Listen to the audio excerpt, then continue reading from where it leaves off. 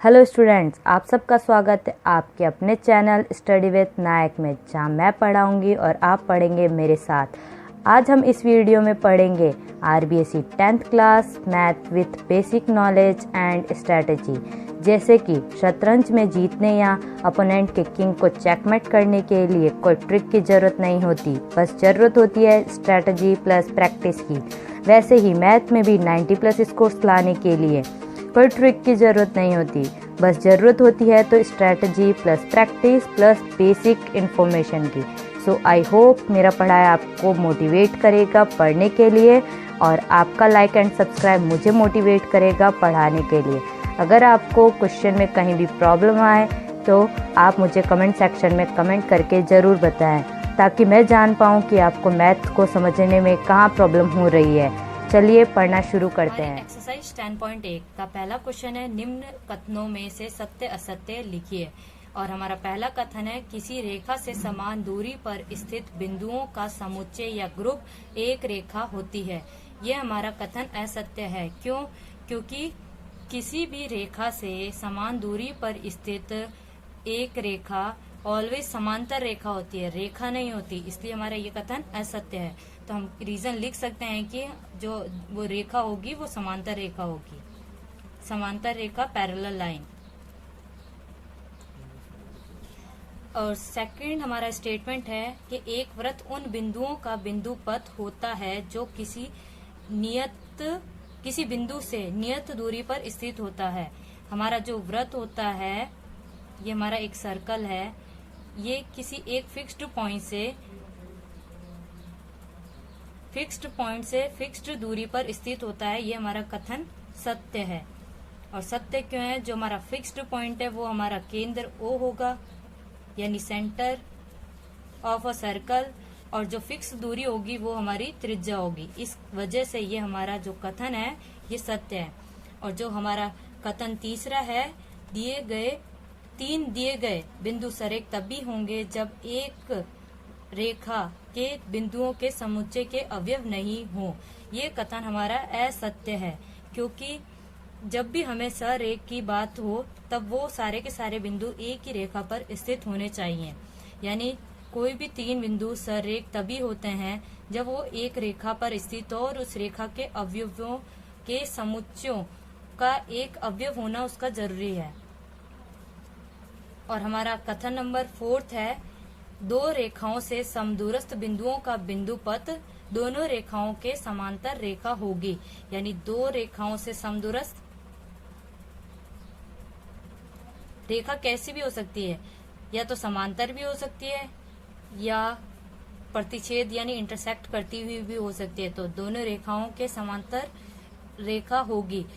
पहली पोजीशन में तो समांतर होगी, ये सही है, पर क्या दूसरी पोजीशन में ये सही होगी? तो ये हमारा कथन असत्य है, क्योंकि ये कंडीशन फॉलो करेगी पोजीशन पे कि वो रेखाएं कहाँ पे स्थित है, यानी रेखाओं की स्थिति पर डिपेंड होगा, रेखाओं की पोजीशन पर या रेखाओं की स्थिति पर। अब हमारा पांचवा कथन है, दो दिए गए बिंदुओं से समदूरस्थ बिंदु का बिंदु पथ दोनों बिंदुओं को मिलाने वाली रेखा का लंब अर्धक होता है। ये हमारा कथन सत्य है। और सत्य क्यों? क्योंकि हमने जो प्रमेय 10.1 पढ़ी थी, प्रमेय जो हमने 10.1 पढ़ी थी उसका स्टेटमेंट था कि दो दिए गए बिंदुओं से समदूरस्थ कोई बिंदु हो तो वो बिंदु, उस बिंदु का बिंदु पथ उस रेखा को लंब समद्विभाजक करता है या लंब अर्धक होता है उसका। ये दो बिंदु है हमारे ए बी, और इससे समदूरस्थ कोई बिंदु P है, ये ऑलवेज इस ए बी का लंब अर्धक होगा या लंब समद्विभाजित होगा। हमारा दूसरा क्वेश्चन है, एक चतुर्भुज के विकर्ण एक दूसरे को समद्विभाजित करते हैं, सिद्ध कीजिए कि यह चतुर्भुज समांतर चतुर्भुज है। हमें पहले क्या दिया हुआ है? हमें दिया हुआ है कि जो हमारा चतुर्भुज है उसके विकर्ण एक दूसरे को समद्विभाजित करते हैं। समद्विभाजित करते हैं तो देखिए, मैंने पहले अपना डायग्राम बना लिया है, तो आप भी बना लीजिए। A B C D, ये हमारे शीर्ष हुए इस चतुर्भुज के, और कहा जा रहा है कि जो विकर्ण है वो एक दूसरे को संधि भाजित करते हैं, मतलब समान दो भागों में बांटते हैं। यानी ये विकर्ण AC है, यहाँ O पे इंटरसेक्ट कर रहा है, तो AC दो बराबर भागों में बट रहा है, यानी AO बराबर OC हो रहा है, यहाँ OB बराबर OD हो रहा है। ये हमें दिया है कि हमारा AO बराबर हो रहा है CO के, और BO बराबर हो रहा है OD के। ये हमें क्या है, गिवन है। अब हमें सिद्ध करना है कि ये चतुर्भुज समांतर चतुर्भुज है, पैरेललोग्राम क्वाड्रिलेटरल है। तो सिद्ध क्या करना है, ये हम लिख लेंगे पहले। सिद्ध करना है कि समांतर चतुर्भुज है, समांतर चतुर्भुज है। अब हम इसके लिए क्या करेंगे, इसका प्रूफमेंट करेंगे, यानी उत्पत्ति करेंगे। ये हमें जब भी सिद्ध करना होगा तो उसकी उत्पत्ति की जाएगी, उसका सॉल्यूशन नहीं होता। तो हमें उत्पत्ति करने के लिए क्या करना पड़ेगा, हमें समांतर चतुर्भुज प्रूफ करना है, इसलिए हम पहले दो त्रिभुज लेंगे। कौन कौन से दो त्रिभुज लेंगे, त्रिभुज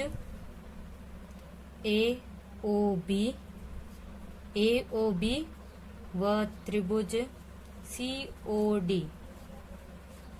इन दोनों में हम संबंध निकालेंगे। संबंध निकालने के लिए क्या करेंगे, दोनों को कंपेयर करेंगे। तो देखिए कि त्रिभुज AOB और COB में क्या कॉमन है। ये हमें गिवन है या दिया है, AO बराबर है CO के और BO बराबर है OD के। ये हमें क्या है, ये दिया है, दोनों ही दिया है। रीजन हमेशा ब्रैकेट में लिखना जरूरी है। और तीसरा एलिमेंट हम क्या चूज करते हैं कि ये दोनों कोण वर्टिकल अपोजिट एंगल है, शीर्षाभिमुख कोण है, यानी कोण AOB बराबर है कोण COD के। किस कारण से, शीर्षाभिमुख कोण वर्टिकली अपोजिट एंगल, शीर्षाभिमुख कोण। तो अब देखिए कि ये दोनों त्रिभुज किस रूल से सर्वांगसम हो रहे हैं। SSA यानी भुजा भुजा भुजा भुजा नियम, भुजा भुजा कोण नियम, यानी SSA रूल से ये दोनों त्रिभुज हमारे सर्वांगसम हो रहे हैं, कॉन्ग्रुएंट हो रहे हैं। जब भी कोई त्रिभुज सर्वांगसम होता है या कॉन्ग्रुएंट प्रूफ होता है तो उसके बाकी सभी बचे एलिमेंट अपने आप ही इक्वल हो जाते हैं, यानी एंगल OAB बराबर हो जाएगा हमारा एंगल OAB किसके बराबर होगा, एंगल OCD के, एंगल OCD के। और एंगल ABO बराबर एंगल AOB COD के बराबर हो जाएगा, एंगल CDO के। ये हमारे दोनों एंगल बराबर हो गए। अब आप देख रहे हैं कि ये दोनों एंगल बराबर हैं। और ये कैसे कोण है, ये दोनों कोण एकांतर कोण है, एकांतर कोण है, अल्टरनेटिव कोण्स हैं। और अल्टरनेटिव कोण तभी बनता है जब दो रेखाएं समांतर हो, कोई तिर्यक रेखा या ट्रांसवर्सल लाइन उसे काटे। इसलिए हम कह सकते हैं, क्योंकि हमारे एंगल इक्वल हो चुके हैं, यानी एकांतर कोणों के कारण, एकांतर कोणों के कारण हमारी जो लाइंस है कौन कौन सी, AB पैरेलल होगी, पैरेलल का साइन ये दो खड़ी लाइन होता है, AB पैरेलल होगी CD के। इसी प्रकार हम दोनों त्रिभुज AOD व त्रिभुज BOC लेकर भी प्रूफ कर सकते हैं कि उनकी लाइन AD पैरेलल है BC के। तो इस प्रकार सिद्ध होता है, ये हमारा चतुर्भुज का साइन है, ABCD एक समांतर चतुर्भुज है, यह पैरेललोग्राम है, समांतर चतुर्भुज है। हमारा क्वेश्चन नंबर 3 है, 3 असरेख बिंदुओं A, B, C के समदूरस्थ बिंदुओं का बिंदु पथ क्या होगा। यानी हमें 3 ऐसे पॉइंट्स गिवन है जो असरेख है, यानी एक रेखा पे स्थित नहीं है, उनसे समान दूरी पर स्थित कोई बिंदु है तो उसका बिंदु पथ हमें ज्ञात करना है। ये डायग्राम मैंने पहले ही बना लिया है, पर पेन से बनाया है, तो आप सभी पेंसिल से बनाए इस डायग्राम को। सबसे पहले हमें क्या करना होगा कि हमें दिया क्या है, ये तो हमें पता हो गया कि हमें क्वेश्चन में 3 पॉइंट दिए हैं जो असरेख हैं, यानी दिया है ABC पॉइंट्स हैं जो असरेख हैं या नॉन कोलिनियर हैं, असरेख है, असरेख हैं। और हमें सिद्ध करना क्या है, इसमें तो हमें ज्ञात करना है, तो आप लिख सकते हैं ज्ञात करना है। ज्ञात करना है कि बिंदु पथ क्या होगा, कि ABC से समदूरस्थ या इक्विडिस्टेंस कोई पॉइंट होगा तो उसका बिंदु पथ क्या होगा।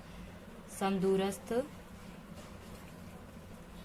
बिंदु का बिंदु पथ।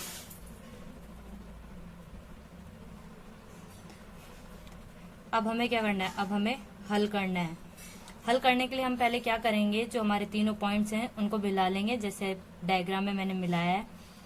अब इन तीनों पॉइंट से हम एक ऐसे पॉइंट की रचना करेंगे, मतलब एक ऐसा पॉइंट मानेंगे कि वो पॉइंट है जो इन तीनों बिंदुओं से समान दूरी पर स्थित हो। तो हमने माना कि एक पॉइंट O है जो हमारा पॉइंट A से समान दूरी पर स्थित है और B से भी। पहले हम AB के लिए देखेंगे, ठीक है, कि पॉइंट A से हमारा समान दूरी पर स्थित है और B से भी समान दूरी पर स्थित है, यानी इक्विडिस्टेंस है।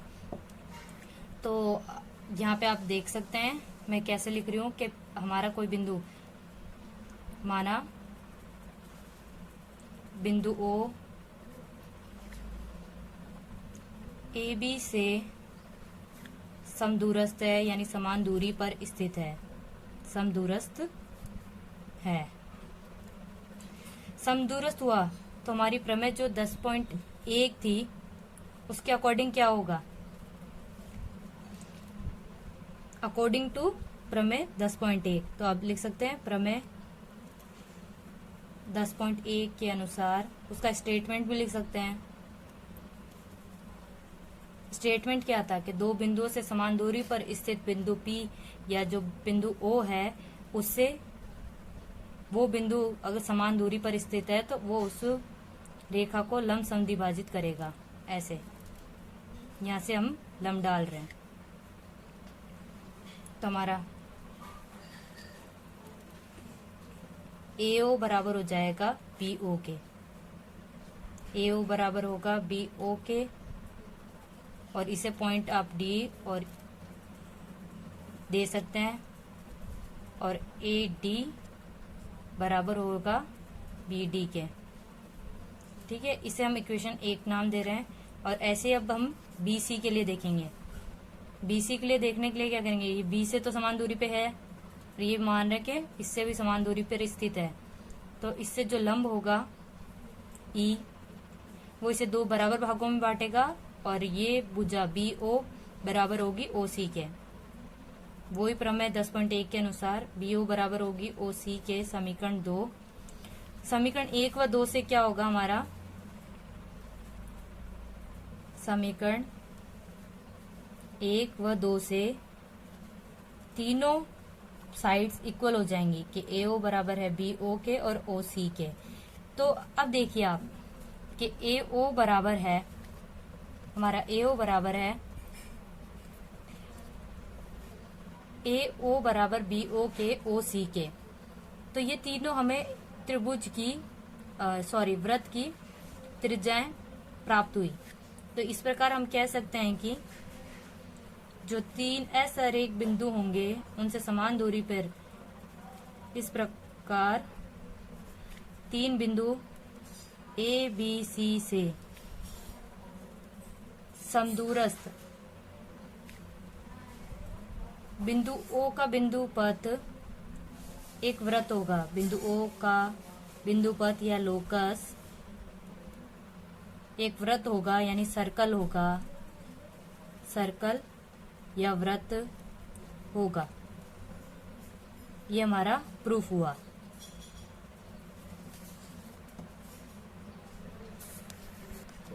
हमारा चौथा क्वेश्चन है, तीन सरेख बिंदुओं से समदूरस्थ बिंदुओं का बिंदु पथ क्या होगा। यानी तीन सरेख बिंदु हमें दिए हुए हैं जो एक ही लाइन पर स्थित है और उससे समान दूरी पर स्थित बिंदुओं का बिंदु पथ हमें ज्ञात करना है।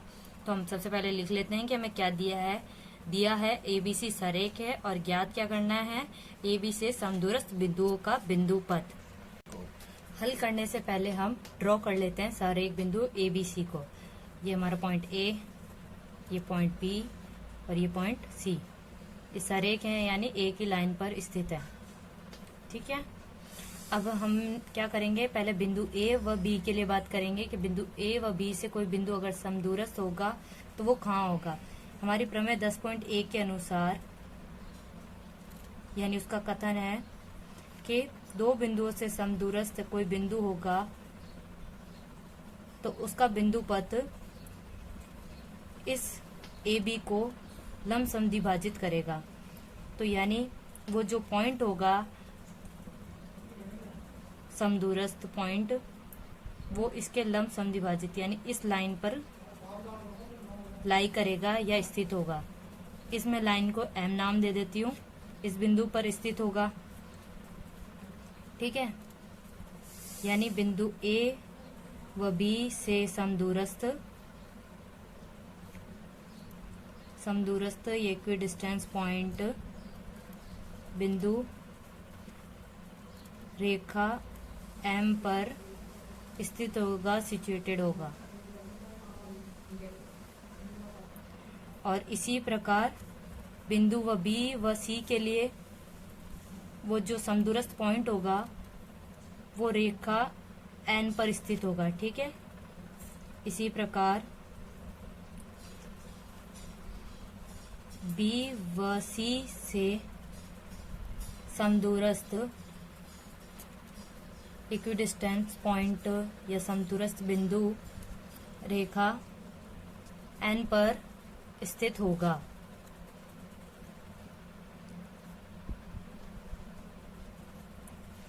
अब आप देख पा रहे हैं AB के लिए जो समदूरस्थ पॉइंट है वो हमें M रेखा पे मिल रहा है, BC के लिए वो पॉइंट हमें N पे मिल पा रहा है।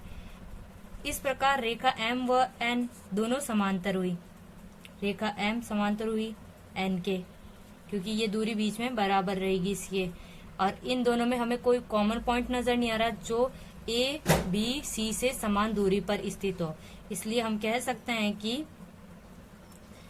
जो बिंदु A, B, C से समदूरस्थ पॉइंट है वो एग्जिस्ट ही नहीं करता, यानी अस्तित्व में ही नहीं है। बिंदु A, B से समदूरस्थ बिंदु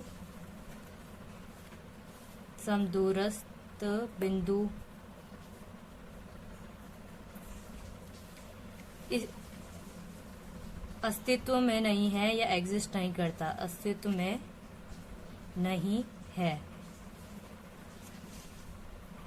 स्टूडेंट, आगे के क्वेश्चन हम अपने नेक्स्ट वीडियो में सॉल्व करेंगे और मेरी लेटेस्ट वीडियो का नोटिफिकेशन पाने के लिए मेरे चैनल स्टडी विद नायक को सब्सक्राइब करें और बेल आइकन को ज़रूर दबाएं। घर पे रहिए, सुरक्षित रहिए।